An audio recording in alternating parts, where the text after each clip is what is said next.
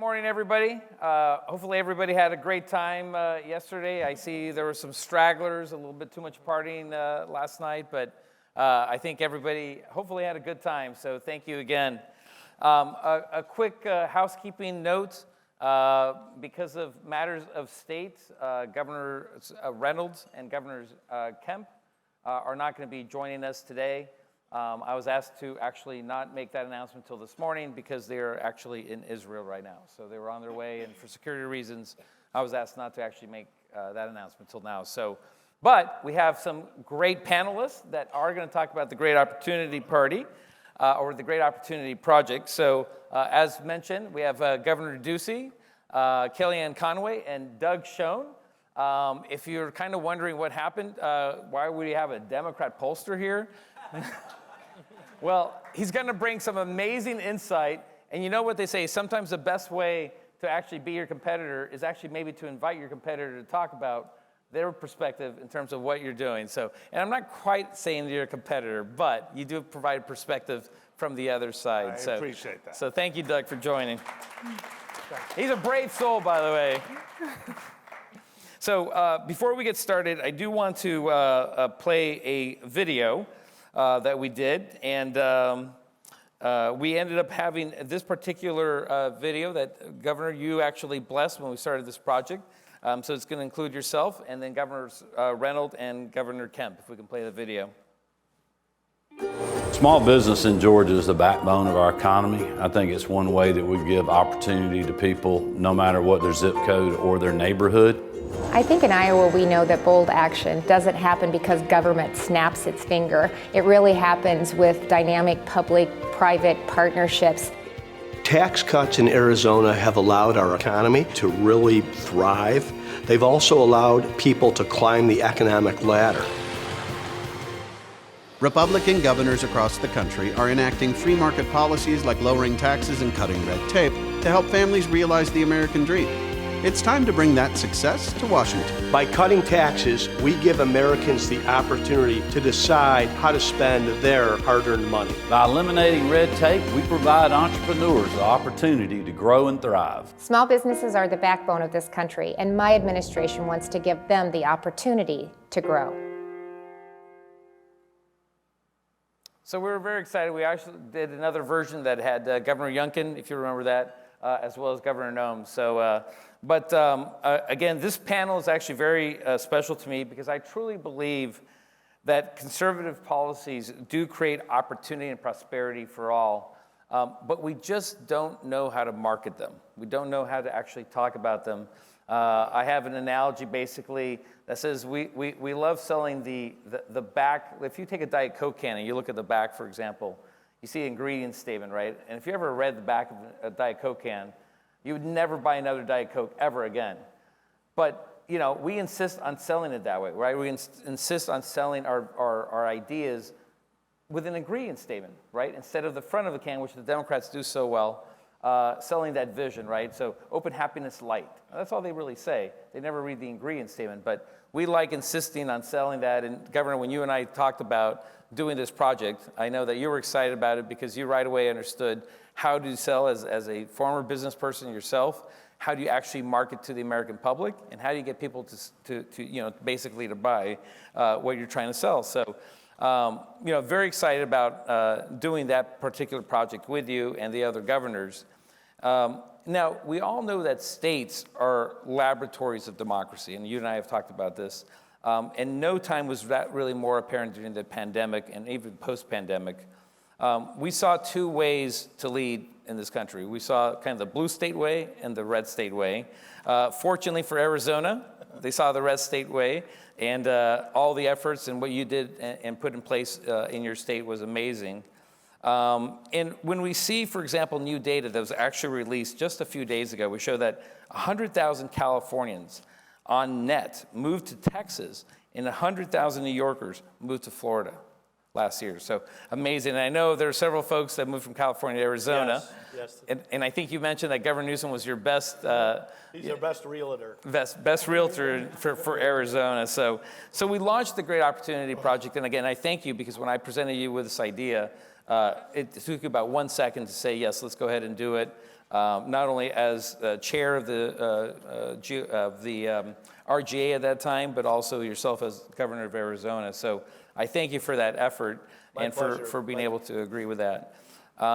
So governors like Governor Ducey yourself, you've pursued these free market policies and kept your states open during COVID. And quite frankly, I think as a country, we thank you, and also I'm sure your constituents thank you because you really made a difference in that state. So, but now we need to take this campaign, I think, further and figure out how to rebrand this party. And again, this is something that you and I have talked about, from the grand old party to the Great Opportunity Party, because that really truly is what we are about, I think. And so we need to do this even more and be able to get these principles out to the American public. So you get the first question, Governor. Can you take a moment to explain the pro-opportunity policies that you took as governor and the impact they had on small businesses and ordinary residents in Arizona and how they can be a blueprint for other states? Sure. First, I wanted to just say thank you to Alfredo and Job Creators Network and Bernie Marcus for all your support of this country and what I would call the pursuit of happiness, which should be the backbone of what the Great Opportunity Party is. And it's great to be on stage with Doug Schoen. I hope I can get a view into what this next cycle will look like. And I think we've got the best communicator in politics as well, who, whatever I say, she's going to improve on dramatically.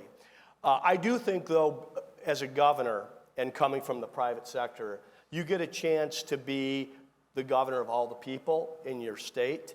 People do want to climb the economic ladder. Almost any polling you look at always leads with the economy. So I ran on this idea of that I want to kickstart the economy. I had grown a business, and now I want to shrink a government. And Arizona was a great place to sell, and I couldn't understand why we didn't have some of the other businesses and opportunities that other states enjoyed. So I was the chief salesperson and spokesperson. We had a really good record there. We're able to have the lowest flat tax on the nation at 2.5%, eliminate 3,000 regulations, the equivalent of a $169 million tax cut without touching the general fund, $1. But where I think governors around the country really had a chance to shine was during COVID. If there was a silver lining during COVID, it's people finally understood what the difference from a conservative point of view versus a liberal point of view. And it seemed like this authoritarian in chief really came into vogue. If you remember, Andrew Cuomo was on TV every day, and lockdown became defined as leadership. And here were the red state governors saying, we're going to trust our people, we're going to protect lives, livelihoods, and individual liberties, and make sure the information gets out there. And Americans voted with their feet. Arizona's been among the fastest growing states in the nation over the last 10 years. Maricopa County, one of the largest counties in the country where Greater Phoenix is, has been the fastest growing county in the nation 6 out of the last 6 years. So I do think the voter and the consumer is smart. If we talk about those policies around low tax, light regulation, the quality of your state, but don't stay on the ingredients at the back of the Coke can. Right. Talk about, one, how this prosperity can benefit you and give confidence to your life and your children and your family in terms of future investments. And then this is the best vehicle ever created to lift people out of poverty. And Arizona, I was proud of many of our stats, but we led the nation the last 4 years in actually moving people out of poverty. So they rose on the income ladder to do that. And I do think Republican governors have a very healthy competition amongst themselves to not only win that economic development project, but to lower taxes, to demonstrate. But we all know you're the best state, right? Well, I'll take that. I'll take that. Take it from Alfredo and Job Creators Network. But I think that's the messaging that works. And I want our friends in Washington to know that they do have a role. But I think oftentimes D.C. tries to do too many things and does most of it poorly. if they'd focus on defending the nation, securing the border, maybe the finances for a healthy social safety net in the future, and leave everything else to the states. Let the states and the governors compete. I really noticed this, Alfredo, when I came into office in 2014. Steve Bullock was the governor of Montana, and John Hickenlooper was the governor of Colorado, and they didn't want Barack Obama to run their states any more than I wanted him to run ours. I think this federalist system that we inherited from our founders is magical. Let's give it a try. Right. Wonderful, wonderful. Kellyanne, would you like to comment on what the governor was just saying, or do you have anything, or you want me to just go to the next question for you? No, that's fine. Thank you very much, Alfredo. And Bernie Marcus, happy early 94th birthday. That's incredible. And to each of you, thank you very much for having me. So a few things. You're asking about the great migration away from blue states to red states, by and large, compelled by COVID, but starting a little bit before that because of economic policies, and let's face it, the weather, not just cost of living, but quality of life issues. And then we're talking about how to rebrand the party. So let me just take both together. Great. Over 800,000 people left California, 550,000 have left New York. Statistically speaking, many of them were Democrats. Why? Because of the kinds of jobs that they held during COVID, they were able to work remotely. There were probably, I can't remember now, but in the heady days of COVID, going to work every day in the Situation Room to learn about it, there were probably about 22 or 23 essential jobs that never stopped. Those jobs were not being filled by white, rich, liberal Democrats with postgraduate degrees. They were free to move about the country. The trash collectors, the truck drivers, you name it, the healthcare workers, they still had to show up to work. So that great migration did in fact impact some of our congressional districts a little bit more than the states. The irony is that we have not yet seen it in the census. The way we get these stats is through the US Postal Service. And we see places where people say, well, when liberals move to a red state, why don't they just get excited that they now live in a low tax, fewer regulation, better energy policy, just better quality of life state? And the short answer is because the state lets them afford to continue to be liberal. So they moved, if you move to Texas and you move to Austin, those are two very different things, by the way. If you move to Austin, you really didn't move to Texas, you moved to Austin. And you kind of feel like you're still in California, by and large. So for those folks, they can afford to continue to be liberal, even though they benefit tremendously now, economically, from living in a red state. We saw the attrition numbers. I think Texas gained two seats, New York lost a seat, Oregon, places like Oregon, Montana, Florida, obviously, gained a seat, Colorado gained a seat, that's becoming a more blue state. So I think all of that is in the wash. What needs to happen now is to recognize that migration tips the balance in a place like Maricopa County. Maricopa County, Arizona is the largest county Donald Trump won in 2016. He won the county over Hillary Clinton by about 41,000 votes. 4 years later, Joe Biden won Maricopa County by 45,000 votes. And 100,000 new people came into Maricopa beginning from 2018 to 2022. So Carrie Lake lost that county by 17,000 votes. You can look at Clark County, Nevada also to see the tale of Adam Laxalt's loss. They also did a terrible, crappy job of making sure that people voted early. I'm old and old-fashioned. I like to vote on Election Day at the polling place. I'll do it again this Tuesday in New Jersey. But guess what? That's not what's been institutionalized and made legal and codified now, so we need to get with it. We're going to continue to lose elections. All the rebranding, all the messaging and delivery systems in the world won't cure the fact that we are losing the early vote in some places like John Fetterman's Pennsylvania by 4-1. So if you're Dr. Oz and you get 2 million votes on Election Day, it will never be enough to make up the deficit. So you're taking a chance Grandpa can get out of the bathroom, let alone the house on Election Day. I want his vote in September because I'm very clinical about this. Right. Now, so Governor Youngkin all of that Virginia combination, has really absolutely, been pushing for this. It's important. Now, just quickly on rebranding, because I want to hear from Doug and we can get back to this, but very quickly. First of all, the Republican Party, I love Great Opportunity Party. I'll put it this way for you. We have to complete our sentences. The following are not sentences: inflation, crime, Putin, Ukraine, Israel, the border. They're not sentences, they're barely words.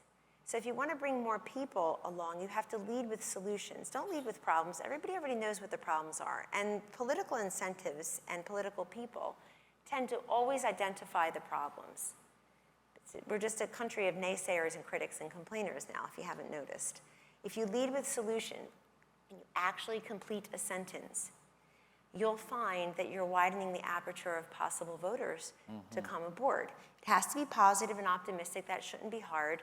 I boil it down to the SAFE acronym so it's easy to remember. S is for security, A is affordability, F is fairness, maybe foreign policy now a little bit, and E is education. So quickly, security, if you talk in themes, security is everything from national security, border security, housing security, obviously economic and job security.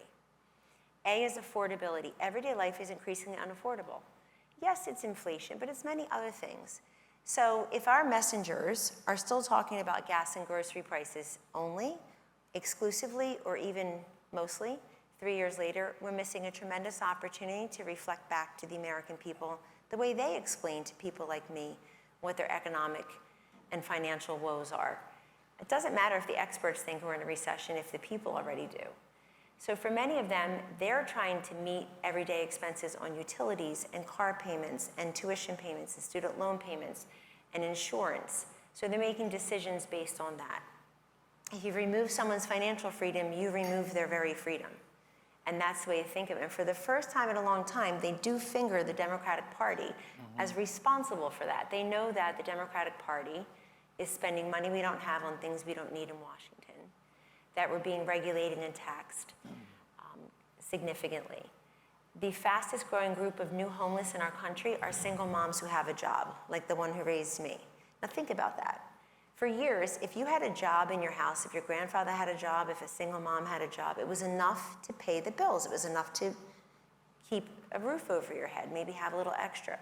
It's now that the #1 fastest growing group of homeless because the job is no longer enough. We need to stand up and say that. F is fairness. I think it's the most important of the four, and here's why. Fairness is where you can elevate opportunity over outcomes. So the left talks about equity, equity, equity. I mean, Kamala Harris will vomit it 17 times in a sentence reading the teleprompter. Equity, equity, equity. Equity is equality of outcomes. Fairness is equality of opportunity. Right. We need to explain that to people. Opportunity is personal, it's positive, it just connotes freedom. It says, I can do this. This is for me, and it's up to me how I harness it and leverage it. But fairness is what's undergirding more people in this country very upset about 8 million people coming here. It's not fair to us. I would say it's not fair to them either. Where are they? Who are they and where are they? How are they? Fairness is why people don't want men and women's sports. Fairness is why people are very conversant with and articulate about trade and manufacturing policy now. Fairness is an incredibly important value in this country. The left will talk about equality. Equality is promised to all of us. Fairness is the way to really articulate this and bring more people. And the best example I have of fairness is also the best example I have that we don't think about enough in terms of the bright line distinction between the two parties right now. And if we fail to harness the great work of governors like Doug Ducey in Arizona and Kim Reynolds in Iowa, and certainly Ron DeSantis here in Florida on education, we deserve to lose to a party that is against all forms of school choice, charter schools, opportunity scholarships, and educational freedom. Yep. 60 years after bigoted, yes.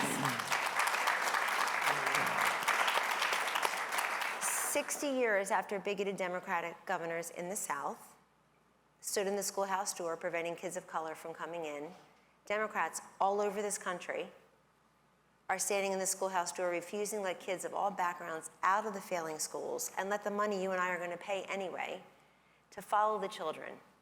They deserve, it is a civil rights issue of our time, they deserve an opportunity to have a great education.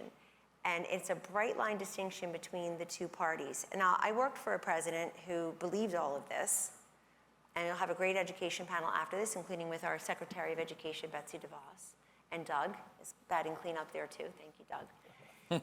But the fact is that a lot of conservatives, including him, who come to Washington, have a hard time understanding what the federal government's role would be on such state and local measures. I don't care, because you know what? We should be giving voice and visibility to these issues anyway. As the number of children in this country, in every state, as the number of kids in need for a better education has increased, the number of Democrats who are for those educational freedom measures has decreased. And we need to articulate this every chance we get. We've always had a double-digit deficit to Doug's Democratic Party on which party handles education and healthcare better. We still have it on healthcare because we have marbles in our mouth, and with the exception of Job Creators Network and a few others, don't talk about free market healthcare anymore. It's a shame. But because of COVID and because of the ridiculous policies and the lost learning and the declining test scores and the lack of any kind of proficiency in some of our schools in Baltimore, for example, what a disgrace. Yeah. And I would say racist. What a disgrace. Because of all of that, people are starting to see this. It's frankly how we're realigning a lot of Hispanic and African American parents toward the Republican Party. So that's the way I would do it. I would earn the win. I would finish our sentences, and I would stop looking at this ridiculous rosy, sunny polling that tells you everybody's going to win everywhere, because that was never true. And we can talk a little bit more about branding in the next tranche of questions. Yes, Thank you. yes. Well, that's wonderful. Well, fortunately, too, we have a Fortunately, we're going to have two panels coming up, actually one on education, one on healthcare. So one with Betsy DeVos and then one with Tom Price. So two people that know those issues quite well. So Doug, you heard what Kellyanne said. I did. I'm curious. I could see that you're like kind of almost mouthing an answer. So what do you think about what Kellyanne said? First, I do have to say, this is something of my attempt at Democratic humor, so bear with me, that I understood why I was invited, not as a Democrat, but as one of those 500,000 who, as soon as the pandemic hit, got on a plane and went to South Florida and basically have not left, both for quality of life, cost of living, and life experience. And let's just say, having been back in New York quasi-frequently, sometimes having the pleasure of being on the public stage with Kellyanne, I try to get out of New York as quickly as I can, and many of my Democratic and independent friends are similarly afflicted when they feel the walls coming in the north. And what I would say is, and I'll start with my party and why I think the opening is as wide as Kellyanne and Governor Ducey suggest.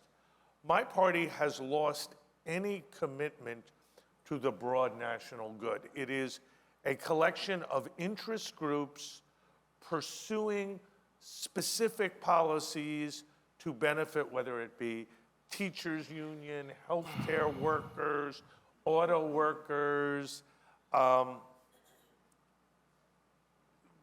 take your pick, and that the one commonality, which is Kellyanne and I have discussed many times, we see now and we see with Joe Biden, is a sense that have no fear, the federal government's here, we will spend more money. Mm-hmm. And if we don't spend enough, we'll spend more. And lo and behold, we end up with inflation. And one of the things I think John Solomon was speaking to, but certainly Governor Ducey and Kellyanne, people are not idiots. They look at what's happened, they see what a Democratic government has done, and they say, you know, we believe Joe Biden and the Democrats have brought us economic conditions that put the vast majority of us at risk. The real issue, Alfredo, and where I pick things up for the Republicans is to take the optimism, and another word that I would frequently want to use, inclusiveness for the Republicans, to recognize the opportunity is extraordinarily wide, and it is not limited just to people who think like Republicans of whatever philosophy. They're about a third of the country, depending on how you ask the question and what the poll is, are independents. And there are many Democrats, like myself, probably 25% of the Democratic electorate, who look at the southern border, who look at the foreign policy and look at the economic policy and say, this is not what I signed up for. You know, I spent 6 years working for Bill Clinton. We left a balanced budget. We cut the debt and deficit. And we were committed to traditional values, maybe not for the president, but for the country. And it worked out pretty darn well. So what I would say is, first and foremost, there's got to be a broad, forward-looking vision. We cannot, as a nation, and should not as a nation, fight the old battles. You fight the old battles, you're just playing into what my party loves to do, which is identity politics and pointing the finger. And one of the things that most frustrates me about the Democrats of today is the gotcha type questions that go back and really effectively relitigate the past in a way that hurts the country and arguably hurts the Republicans more than it hurts the Democrats. Certainly doesn't help the United States of America demonstrate our unity. I would make the argument, I've said this to Alfredo a couple of times since having the pleasure of joining your group, that at this time, what could be more important than to try to identify common principles that we all alight upon, whether it be in the area, as Kellyanne alluded to, of national security, but also domestic policy. Because if we're divided, rest assured, our adversaries, and I'm not talking domestic politics, I'm talking Russia, China, Iran, North Korea, they see the same divisions that we are facing, and without discussing foreign policy, they know that if we are at each other's throats, we will be the losers and they will be the winners. So I would argue for inclusiveness, a movement away from identity politics, but a sense that the government can help people help themselves. And that rather than viewing politics as a Manichaean fight between the forces of evil and the forces of good, that we should try to find areas of consensus where we can agree on, people of goodwill and common sense, which Kellyanne, I concede, my party has fewer and fewer of every day.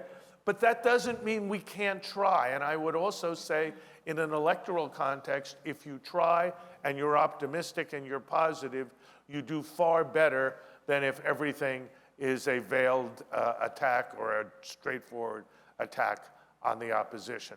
So to my way of thinking, articulating broad principles of job creation, smaller government, lower taxes, freedom in your personal life will only benefit a party who, if I ask Kellyanne the question, and I'm not going to because I know the answer, how many states are all or in part in the hands of the Republican Party, I would get an answer I wouldn't want to hear, right? Governor, you had a Not comment? enough. But I think we'll have a lot of this discussion around the brands of the parties over the next 12 months, and it's an important discussion to have. I also think it's important, you know, before I ran for office, my company was Cold Stone Creamery, the ice cream brand. Right. That was a brand that was and is beloved. When I decided to run for governor, I don't recall ever walking into a room and asking people to register Republican. Right. And I think it brings us back to what we see where we're successful, and it's that the candidate matters. And the campaign that candidate runs matters. In a state like Arizona, we're a third R, a third D, and a third independent. Right. It's pretty tribal right now. Republicans vote R, Democrats vote D. The winner wins the independents. Right. And I really learned that in 2014. I knew a third of our state in Arizona is Hispanic. And I would go into these uncomfortable rooms. I would go to the swap meets, and I would introduce myself as Doug Ducey, running for governor, listen to people, and ask for the vote. Now, in 14, the win was behind us. Right. I ran for re-election in 2018 and won 44% of the Hispanic vote in Arizona against an opponent named David Garcia. And I think it shows that if you don't play identity politics, if you treat everyone as an American or an aspiring American, you're going to have a lot better success, and that will reflect on the Republican brand rather than us trying to buff and polish it. While at the same time, I do think having a platform or a national agenda is something that we can really own, because it really is centered around freedom and free enterprise and choice in education. And these are all things we can embrace, because I think the left has a very tough time explaining why they don't want you to be allowed to send your child to the school you want them to go to. And we saw that with Glenn Youngkin and Terry McAuliffe in that one frozen moment in the debate when Governor Youngkin said, I'm going to trust the parents. Yes, that's right. And in fact, I think Governor Youngkin won 52% of the Hispanic vote in Virginia, I think solely on the education issue. Because, I mean, I know from my background alone, education got me from poverty to where I am today. So my mom, that was the number one thing for her, is making sure I had a great education. So I know that's very meaningful to the Hispanic market. So, so Kellyanne, so we all thought the 2022 midterm elections were going to be a red wave, total blowout. We were going to own it. Obviously, painfully, it wasn't. What happened? Was it really the abortion issue that brought us down, or what else happened there that prevented that from happening? A red wave was never going to happen in 2022 because just numerically it couldn't. So when President Obama, after the 2010 midterms, his first midterms as president, the day after the midterms, he famously said, we suffered a shellacking last night. The Democrats lost 62 seats in the House. You're not going to see that again, maybe ever, but definitely not anytime soon for either party. Why? Because both parties have done a fantastic job redistricting and gerrymandering and protecting their own interests. So there just numerically aren't enough available seats, and there certainly weren't in 2022. I think 2022 and talk of the red wave had a lot to do with what I criticize as rosy, sunny polling. And it's too bad that people were told Tiffany Smiley is only losing by 1 point in Washington State. Now, you'd be hard-pressed to find a better candidate and human being in this country than Tiffany Smiley.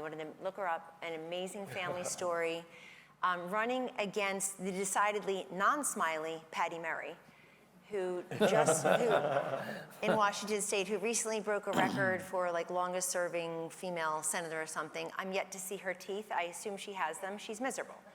But your name being Smiley and people being excited about your family story and you as a first year kid, polling that showed her losing by 1 hurts, because then people throw a lot of money at that race and they're not giving it to Georgia, where we lost 2 Senate seats. And then lost it again in 2022. And so I talk about rosy sunny polling for a reason, because I am known by my clients as the skunk at the garden party. I'm a pollster, not a plastic surgeon. I will not guarantee what your nose will look like. I just perform the surgery and you live with my result. Now, that's not for everyone, especially if the competition is telling you everybody's winning everywhere. The problem with that is it reminds me of being 16, a very long time ago, in South Jersey with the big hair, and my girlfriends and I, every Saturday morning, would load into one of our sports cars. I had the Camaro Berlinetta, and we'd go to Christine's house.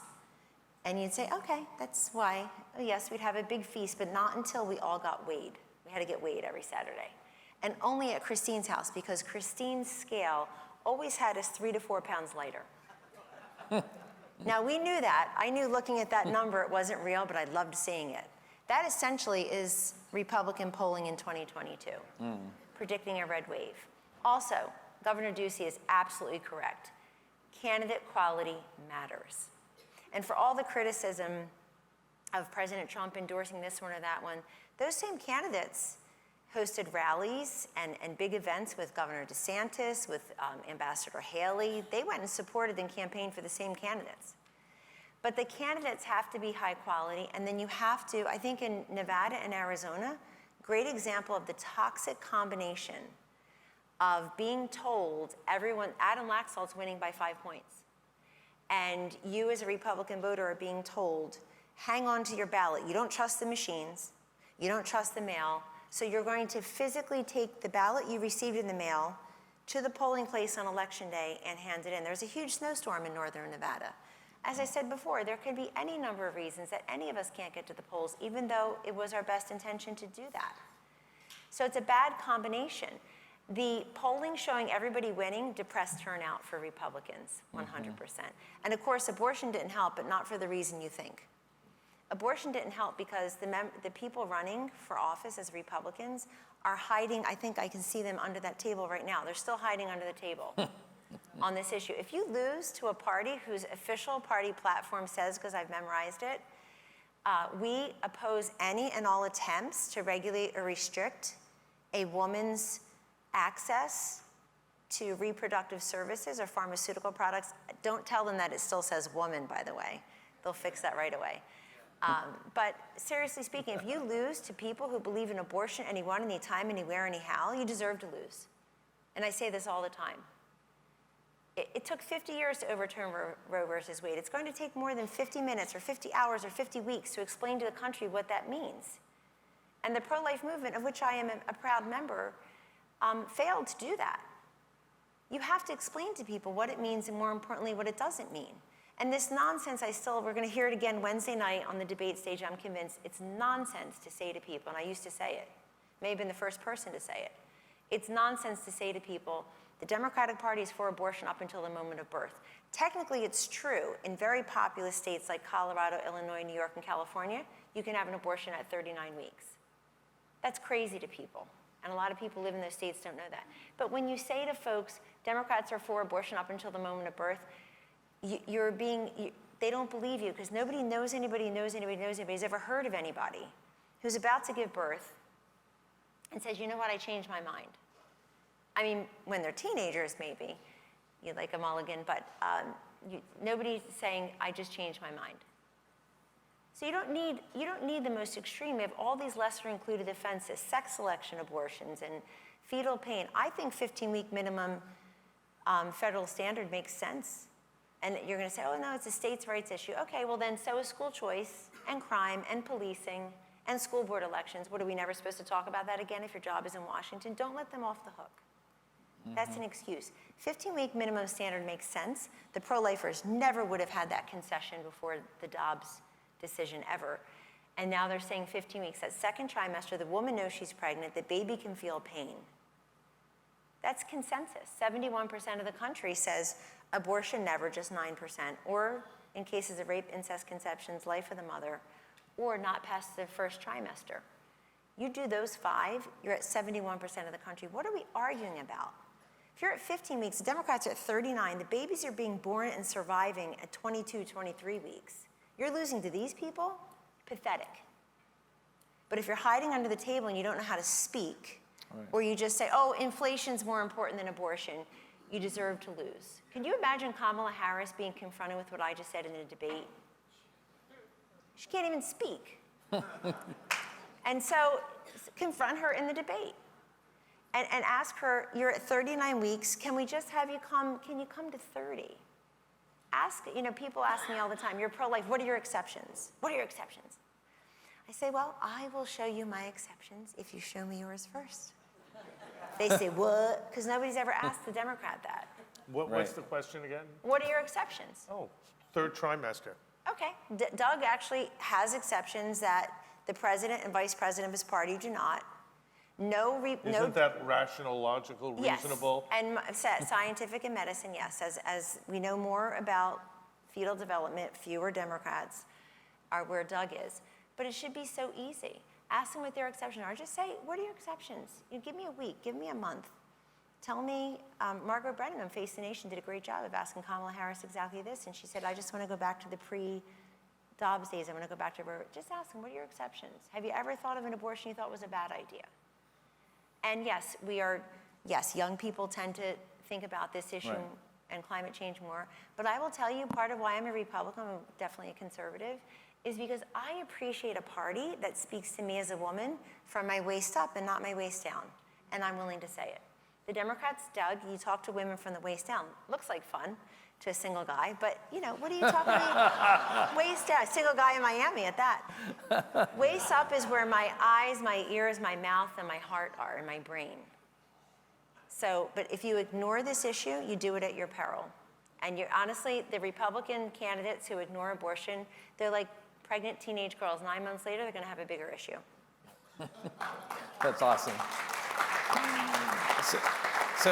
So Doug, I'm sure you probably have some thoughts on what Kellyanne has just said. I know you've actually said that the Republican Party should be rebrand itself as a fiscally conservative, socially moderate party. So what do you think of what Kellyanne said? And what happened to safe, legal, and fair? Probably the excellent phraseology you need to build into. When Alfredo and I were talking this week, I rolled it out with pride, dignity, and some sense that I played a small role in propagating it between 94 and 2000. So I'd be happy to resuscitate it. And I am one of those who believes, as I said, that late-term abortions are murder, period. And, I say that as somebody who is pro-choice, but I'm not pro-death. The answer that I would offer, and the great opportunity the Democrats have, is that because there are approximately 20 states where the very good advice that Kellyanne has offered has not fully been implemented either by the party, the legislature, or the governor, it allows the Democrats to do what they have done more successfully, I think, than most Democrats ever believed would happen, which is to say, 6 weeks, 6 weeks, look at what they're doing. They're making abortion illegal. And there are enough people, legislators, states, where that's a credible attack or a credible argument. And if that be the case, it allows my party, as I think is going to happen in Ohio, to get 56, 57, 58% on the referendum on Tuesday. I would suggest that the best thing the Republicans could do is to shout from the mountainside their sense that abortion is an issue that should best be left to the states, but should be resolved in a way that balances the choices of freedom and women controlling their own bodies with medical science to the greater good of the society. Take that issue off the table. You're going to win, as Kellyanne would tell me much more quickly than I would tell her. You're going to win on every other issue. The Democrats have a couple of issues. Basically, abortion, identity politics, and I know we're not going to talk about the past, and I don't think anyone should, but January 6th. That's the Democratic playbook. It's a pretty weak playbook, especially as somebody who spent 6 years myself articulating a positive playbook and a centrist one that Alfredo took many of the elements that you're now describing for the Grand Opportunity Party, and we rebranded the Democratic Party temporarily until we were overwhelmed by the left. You talk about the left overwhelming the country. Those of us that are moderate Democrats are literally an endangered species. So I would say if the Republicans can take abortion off the table, recognize that people are not looking to have, and I'm talking voters in the middle, a war over social issues. They want to know, as you correctly pointed out, how do I get ahead? What is government going to do to facilitate my getting ahead? How is it going to keep me safe? As Kellyanne said, give me choice and allow me to do what Governor Ducey did, have an idea and a dream and turn it into an economic reality. Yeah, no, absolutely. And I think, in fact, I think Newt Gingrich has said that the 15-week piece is polls in this road to the majority, 78%, I think is what it polls. So there's obviously consensus there on that 15-week. So, Governor, you heard it's a state issue. As the former governor yourself, I'd be curious, do you have any thoughts on what they both have said? Well, certainly. I mean, I've been a proud participant in the pro-life movement. And as Kellyanne said, this is probably the largest conservative victory of the last 50 years. Right. The last thing we should let it do is come back and have it be our undoing. I was able to sign a 15-week law in Arizona. That's the law of the land today. That's being challenged in court. That'll be decided by our state's Supreme Court. If it's not that 15-week law, it goes back to what's called the territorial law, which allows abortion to no woman except in cases of life of the mother. I think that would put us in a position where we would be wiped out in the legislature.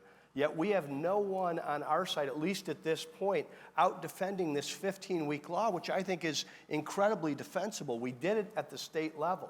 And as was written, this idea of being pro-life was one, to protect unborn children, Right. of course, but it was also that 9 men and women in black robes did not decide the most divisive and, for many people, important issue in the country, that it went back to the states.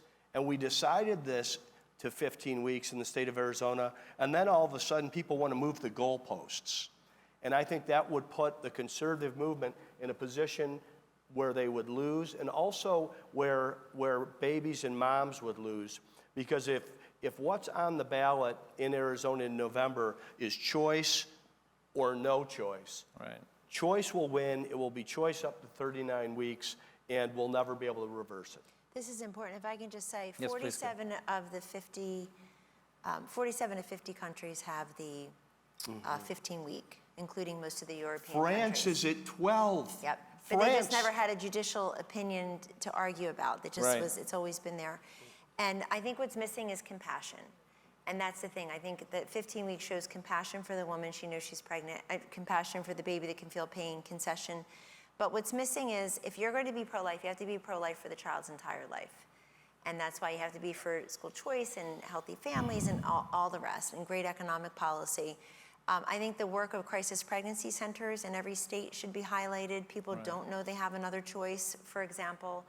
But we have to really lead these states. The state stuff has been a disaster, and I'm the first one to say it. Because in Kansas, it was the first state to go. It failed in Kansas. But in Kansas, it was called, I looked it up, quote, no state constitutional right to an abortion. Who's naming these things? You want to rebrand. That's beyond Diet Coke ingredients. That's going to lose. Act 3 in Michigan, where the co-eds were in line for 5-6 hours in the freezing cold. You can pull the local press clips, with jackets and thermoses and blankets, to vote according to Act 3. Act 3 was called, quote, reproductive freedom for all. Of course that's going to win in almost any state. And now NARAL has rebranded itself from NARAL Pro-Choice America. They say pro-choice doesn't work. They're calling themselves, as of next week, NARAL Reproductive Freedom for All, because they learned from places like Michigan. And Gretchen Whitmer, not the smartest governor in the 50 states, she should have been voted out by those kids on college campuses she locked down for the better part of 2 school years. Instead, she got reelected by double digits, and you have reproductive freedom for all on the ballot. Like, learn the lesson. The Ohio stuff has been so poorly handled, trying to change the Constitution to have 60% of the vote for something, but really trying to backdoor abortion. Pro-life movement should take yes for an answer, and now go and explain to people and try to move hearts and minds the old-fashioned way, and recognize that they're up against a party where most people don't have Doug Schoen's opinion or be willing to say it publicly. Wonderful, thank you. So Governor Ducey, last question actually for you. So following your successful terms as Arizona governor, and we were so excited to be able to be part of that as well and fight some of those fights with you. You've now joined us as a public policy advocate as the CEO of Citizens for Free Enterprise. How are you now advancing great opportunity policies in your new role? And what are the advantages and disadvantages of working in this space compared to being an elected leader? Well, Citizens for Free Enterprise is going to be a 50-state organization, and it's going to educate and advocate on behalf of free enterprise. If you went into any college classroom today and you held up a sign that said capitalism and socialism, it's about a 50-50 proposition, and that should scare everybody in this room to death. So there's certainly a lot of work that can be done there. It changes a bit as you communicate free enterprise versus big government socialism, but we do need to educate on these principles. We also need to activate around them.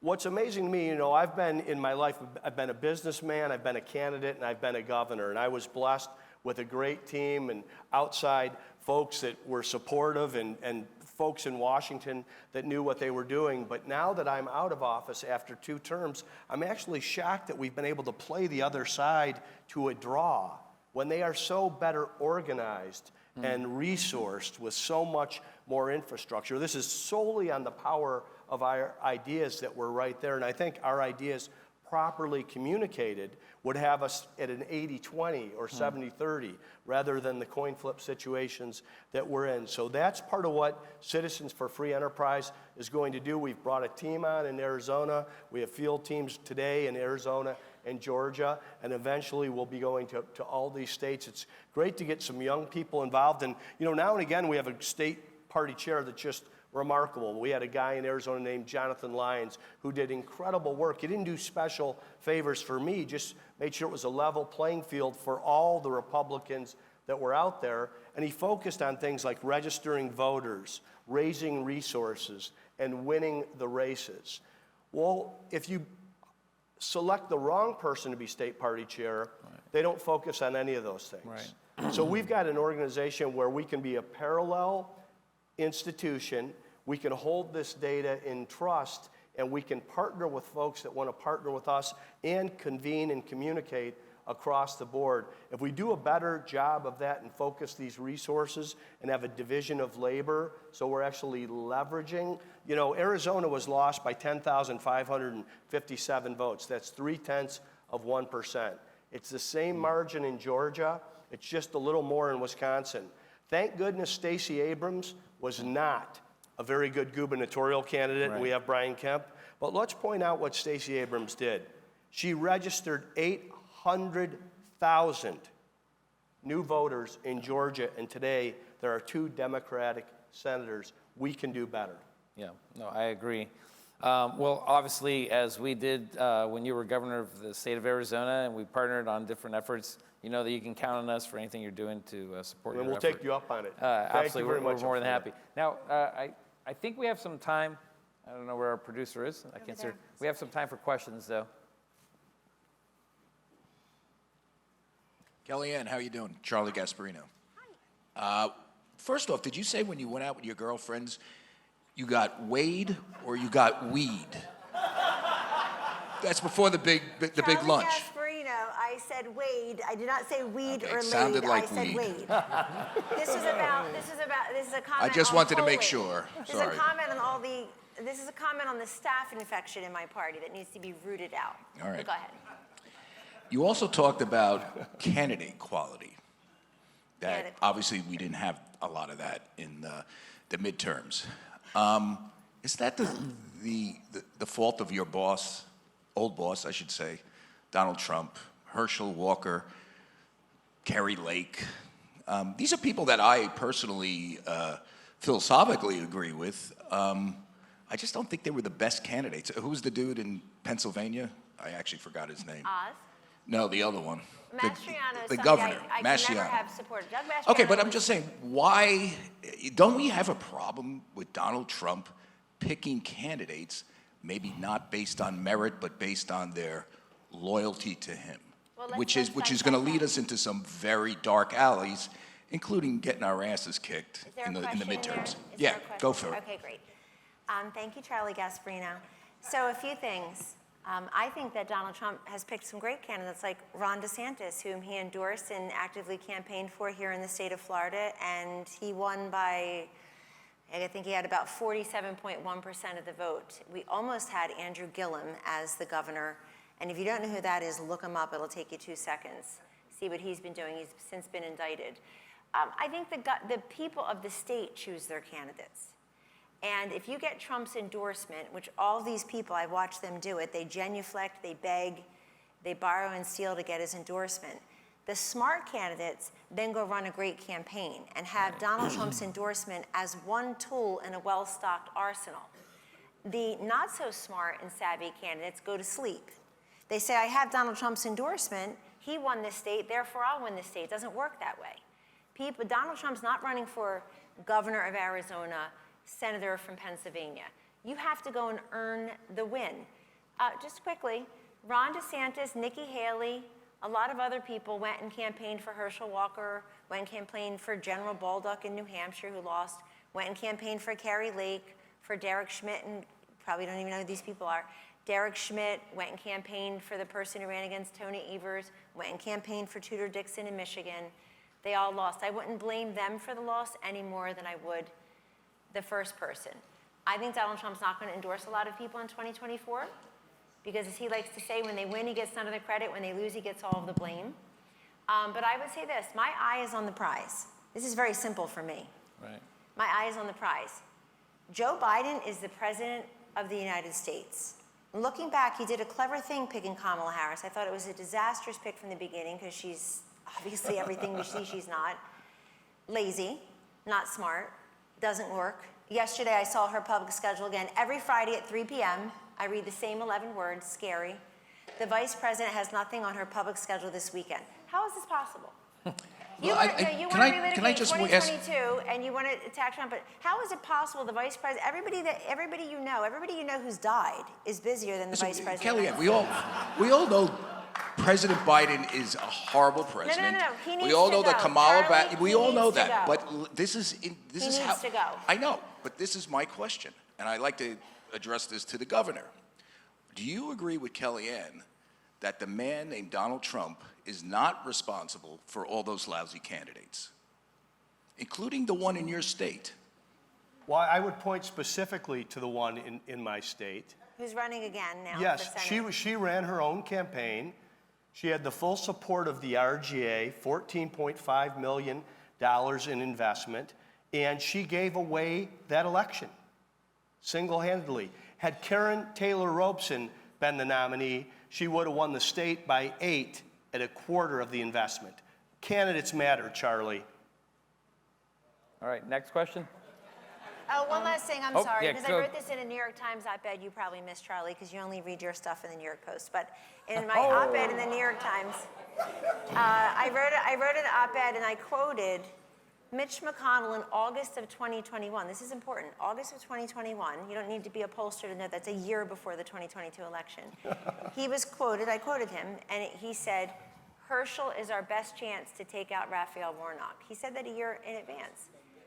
Mitch McConnell said that. So he had Donald Trump's endorsement, he had Mitch McConnell's endorsement, all of that. But listen, candidates matter, but also this whole idea, I think whenever we try to find one thing to blame, Donald Trump, abortion, the weather, the early voting, we're missing the point. Politics is not about biology or even chemistry, it's about math and science. It's a very clinical process. Yeah. You have to win more votes than the other person. Yeah. Pardon? I'm not working for anybody. I'm working for the greater good. But I want to tell you one thing. Joe Biden has to go. That guy can get reelected, folks. Don't kid yourself. That guy can get reelected, and he shouldn't. And the art of politics is not to tell people what they can see, but what they can't see. Everybody can see what you see: mumbling, bumbling, stumbling, incoherent. A vice president they're afraid to even have speak in public. You got to tell people what they can't see. You have to remind them about the Afghanistan pullout. You have to tell them that the administration I worked in, Charlie, Iran was desperate to make deals by the time we left. Now, by March of 2021, because of Joe Biden's policies, Iran can start producing 3 million barrels a day. They've stockpiled $80 billion to fund Hamas and Hezbollah. These are just facts. They were dead on their backs. 7 presidents promised to move the embassy to Jerusalem and recognize Jerusalem as the capital of Israel, to recognize Israel's right to the Golan Heights. 7 presidents promised that, beginning with Carter. 1 kept the promise. Everybody else was too afraid to. Well, I think we are actually out of time. So, so thank you again. I appreciate all 3 of you. Incredible panel. Hopefully, let's give them a round of applause, please.